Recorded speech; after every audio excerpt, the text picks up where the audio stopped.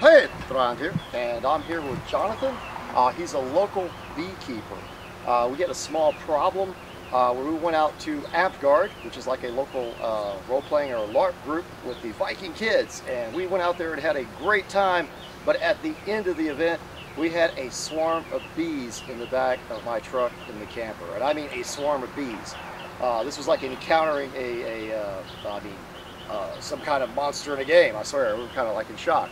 But I got a hold of this gentleman here from South Texas Beekeeping, and he came out to help me with the bees. And basically, you tell him what you do, and just to let people know, back in the day, during the Viking Age, beekeepers were probably a very valued source because that's where you got your mead,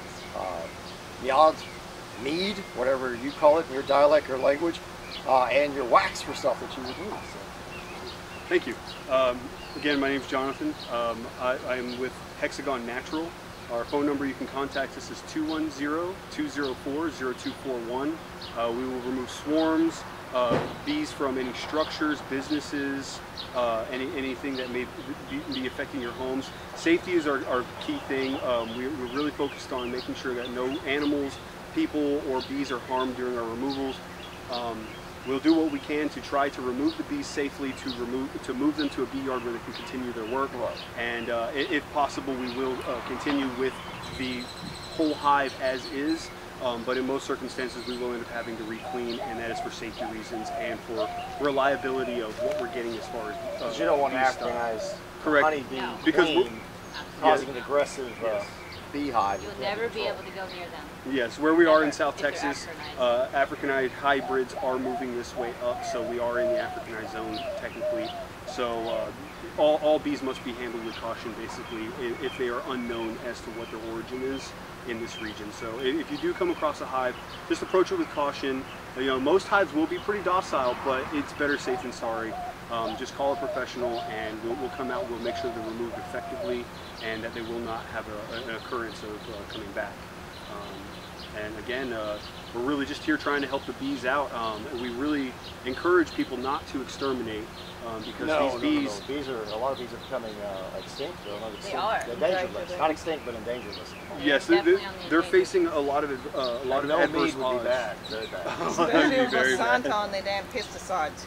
Yeah, it's the pesticides. They're dealing with mites. They're dealing with different kinds of funguses and bacterial infections.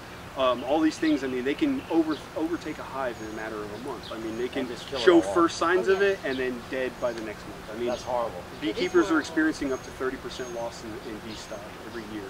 So with those odds against them, let's not exterminate them. I mean, let's try to relocate them and let them continue. And they help us out a lot, like I said, not only just from honey for a sweetener, but mead, but you get waxes to work with your leathers and to cure them. Fruits and vegetables get Absolutely. pollinators. Make candles. I mean, that's where all that stuff originally came from. So that's their sources for us, but they help us as much as we help them. Oh, yeah, and they're beeswax makes some really pollinators. amazing candles because it actually burns at a higher temperature than paraffin wax. So it's a really nice temperature wax. Plants wouldn't survive without them.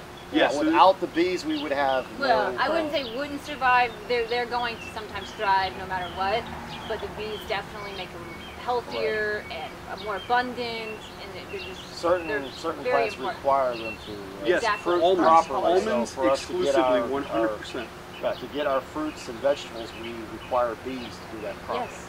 Yes. We rely on bees a lot. Yep. But No most more people bees. take it for we granted, go. think, well, there's some bees, they're bothering me, I'm just going to kill them in the wrong spot. And then they may spray them with something and have them swarm, and especially Africanized honeybees or something, and next thing you know, that poor guy's dead or in the hospital. Exactly. Near death. That's Severely definitely injured. not something we want. Swollen up. So also be careful with the pesticides you use on the plants, Yes, because that can hurt them too. absolutely. If you can, try the natural ones. Bees are almost like us. If we eat certain I can't pesticides, see we any get reason sick. why, if you're They will doing your get own sick garden, too. why you would not do it organically and like our ancestors did instead of I've some got modern documents that say massive it's It's honestly with about chemicals. money. People want all this money right here, right now, so they do the cheapest, the best, sometimes Actually- the worst thing you can do And to it's plant. I've been for us, using it's not guys to much make as the sick. surf on the Yeah, ground cover exactly. rather than on the plants, so to try to keep the bees from getting hurt. But if you can, you're out there, be sure and save the bees, help do your part, save yourself too, be safe. Always and, be safe. Yeah, Safety and is call a first. professional. If you see the way he handled this today, he did it expertly. He didn't kill or injure any of the bees in any way. They were unharmed. And they're going to go to a safe home where you, like you said, will requeen them. Yes. And they'll actually keep them and care for them. And it'll help us out too. Maybe he can get me some honey for a video everybody wanted to see me doing a wild fermentation honey like from the 9th century. And maybe he can hook me up with a little wax if I can finagle it. For my shield, my skill. Be sure and check that out, the shield video I did recently where I compete with Yark Scrave's polycarbonate shield, the time traveling Viking. I think my shield's going to do well. I'm going to be shipping it off soon. I've been working on it, so it's getting done as fast as I can to get to it. Anyway, I enjoyed having you on today. What was your name one more time? Beth. Beth. This is a very lovely lady here, and this is his wife.